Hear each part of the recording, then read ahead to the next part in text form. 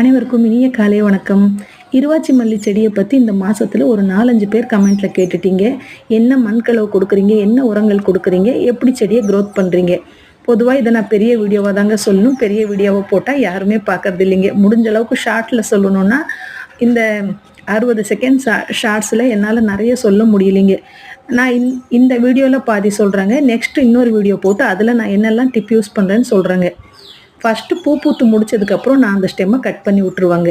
அதாவது என்னோட செடி ஒரு 2.5 மாதத்தோட குட்டி செடின்றதுனால நான் மேலே ஹைட்டாக தாங்க கட் பண்ணியிருக்கேன். உங்கள் செடி பெரிய செடியாக இருந்தால் கீழேருந்தே கட் பண்ணிடலாங்க. எந்த அளவுக்கு பூ பூத்து முடிஞ்சதுக்கப்புறம் நம்ம கவாத்து பண்ணி விடுவோமோ அந்த அளவுக்கு சைட் பிரான்ச்சஸ் வருங்க.